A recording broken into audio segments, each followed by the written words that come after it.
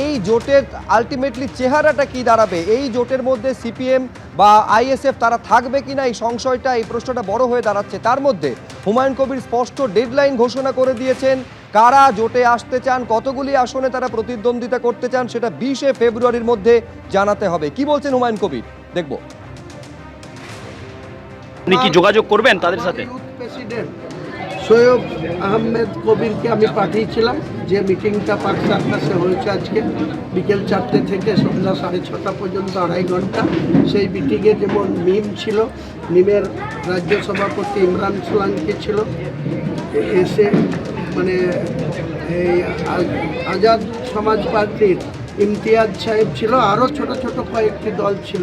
সেখানে আমার দলের প্রতিনিধিকে আমি পাঠিয়েছিলাম, তার সাথে বিস্তারিত কথা হয়েছে। তারা আমার কাছে কী কী এই ছোট দলগুলো কোথায় সিটে লড়তে চাইছে তার ডিমান্ড 20 তারিখের মধ্যে পাঠাবে। আমি আগামী 25শে ফেব্রুয়ারির মধ্যে কারা কারা আমার জোট সঙ্গে হবে, সেই দলকে কোথায় তারা ডিমান্ড করছে, কোথায় তাদেরকে প্রার্থী পদ দেব, এসব 25শে ফেব্রুয়ারির মধ্যে কমপ্লিটলি আমাদের জোট এবং কে কে আমাদের জোটে থাকবে সবটাই আপনারা জানতে পারবেন।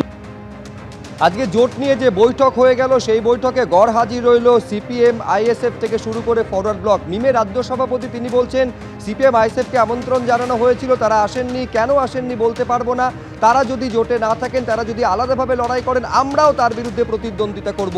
আপনারা শুনলেন হুমায়ুন কবির একটা ডেডলাইন বেঁধে দিচ্ছেন যে কারা কারা জোটে থাকতে চান, কত আসনে তারা লড়তে চান, সেটা 20শে ফেব্রুয়ারির মধ্যে স্পষ্ট করতে হবে। সিপিএমের তরফে কি বলা হচ্ছে, সুজন চক্রবর্তী কি বলছেন একবার দেখব। হুমায়ুন বাবু কি একটা মিটিং ডেকেছেন, তারপর সেখানে বলেছেন সব আলোচনা ফলপ্রসূ হয়েছে, এই ডেকেছি সব CPM RSP forward block ISF ইত্যাদি ইত্যাদি মিম সবাইকে ডেকেছি, যে আসবে আসবে, না আসবে না আসবে, আসলে লড়াই হবে আর না আসলে তো ভয়ঙ্কর লড়াই হবে। ভয়ঙ্কর লড়াইয়ের গল্পটা আপাতত বান্ডিল করে রেখে দিই, ওতে মানুষের কোনো আগ্রহ নেই, আমাদের তো আগ্রহ নেই বটেই।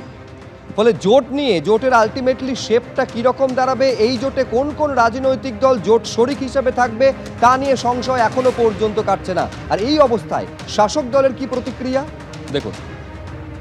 এই পুতুলগুলো, সুতোগুলো সব বিজেপির হাতে আছে। বিজেপি একদিকে নিজেরা উগ্র হিন্দু উগ্র হিন্দু উগ্র হিন্দু, আর কিছু লোককে নামায় উগ্র মুসলিম কথাবার্তা বলতে, যাতে কিছু মানুষকে বিভ্রান্ত করে ভোটটা অন্যদিকে ফেলানো যায়। কিন্তু সবাই জানেন বিজেপিকে হারাতে গেলে ভোট দিতে হবে তৃণমূলকে, আর তার বদলে কোনো বি টিম সি টিমকে ভোট দিলে ঘুরিয়ে সেটা বিজেপির লাভ। আবার আপনাদের বলবো, জোট নিয়ে আজকে বৈঠক হয়ে গেল কলকাতায়, কিন্তু সেই বৈঠকে গড় হাজির রইল সিপিএম ফরওয়ার্ড ব্লক এবং আইএসএফ। কলকাতায় জোট বৈঠকে হুমায়ুন কবিরের দল, জনতা উন্নয়ন পার্টি, মিম সহ একাধিক দল। সিপিএম ফরওয়ার্ড ব্লক আইএসএফকে ডাকা হলেও আসেনি। আইএসএফের উচিত ছিল আসা, কিন্তু কেন নেই তা বলতে পারবো না। আইএসএফ সঙ্গে থাকলে জোট অবশ্যই হবে, কিন্তু আইএসএফ সিপিএম যদি আলাদা হয়ে লড়ে, তাদের বিরুদ্ধেও আমরা লড়ব, স্পষ্ট বার্তা দিচ্ছেন মিমের রাজ্য সভাপতি। অন্যদিকে জনতা উন্নয়ন পার্টির প্রধান হুমায়ুন কবির তিনি বলছেন ডেডলাইন বেঁধে দেওয়া হয়েছে 20শে ফেব্রুয়ারি, তার মধ্যে কারা কারা জোটসঙ্গী হবে, কত আসন চাই জানাতে হবে, আসন সমঝোতা চূড়ান্ত করে 25 তারিখের মধ্যে ঘোষণা করে দেওয়া হবে।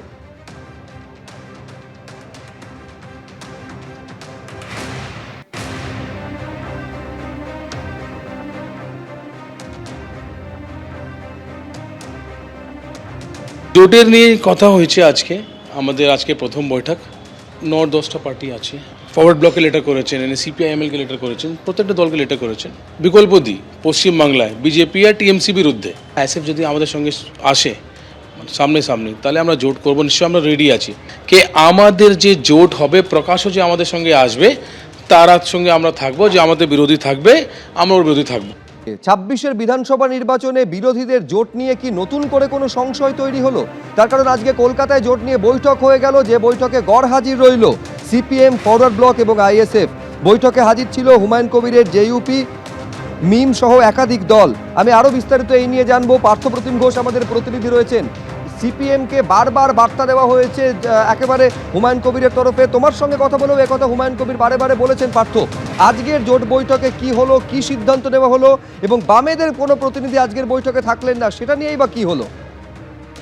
দেখো আজকে একটা বৈঠক হলো এবং যে বিষয়ে তারা বলছেন যে জোট কি হবে আগামী নির্বাচনে সেই বিষয়ে এক ছাতার তলায় এসে তারা কিন্তু আজকে আলোচনায় বসে এবং যে আলোচনায় বসেন তারা সেটা হচ্ছে এসডিপিআই এর যে সদর দপ্তর রয়েছে মল্লিক বাজার সেইখানে এবং সেখানে একদিকে যেমন এমআইএম অর্থাৎ মিম এর রাজ্য সভাপতি তিনি ছিলেন ইমরান সোলাঙ্কি, পাশাপাশি হুমায়ুন কবিরের দল জেউপি সেখানে ছিল, এছাড়া এসডিপিআই ছিলেন, এরকম একাধিক প্রায় 10 থেকে 12টি দল তারা এক ছাতার তলায় এসে আজকে বৈঠক করলেন এবং সেই বৈঠকের পর একেবারে মিমের যিনি নেতৃত্বে ছিলেন ইমরান সোলাঙ্কি তিনি যে বিষয়টা বললেন যে আজকের বৈঠকে সিপিএম ফরওয়ার্ড ব্লক আইএসএফকেও ডাকা হয়েছিল কিন্তু তারা আসেনি এবং সে বিষয়ে তিনি বলেন যে বাবরির প্রসঙ্গও কিন্তু সেখানে ওঠে এবং আসার পরে পত্রিকালে তিনি জানান যে একেবারে সেই বৈঠকে আলোচনা হয়েছে যে যারা যারা এই জোটের থাকবে তারা একেবারে সামনে থেকে তাদেরকে কিন্তু অংশগ্রহণ করতে হবে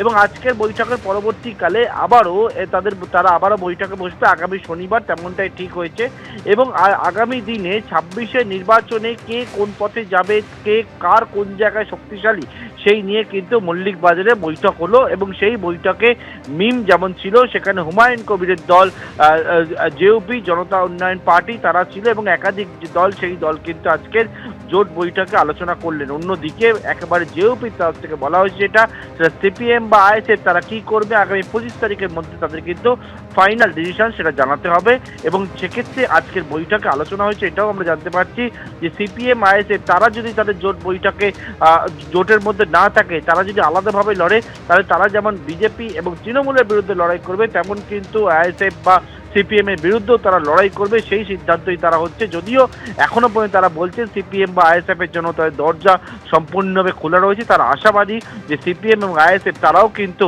তাদের সঙ্গে একসঙ্গেই 26-এর নির্বাচনে তারা জোট বেঁধে লড়াই করবে। ধন্যবাদ পার্থ। এবিপি আনন্দ এগিয়ে থাকে, এগিয়ে রাখে।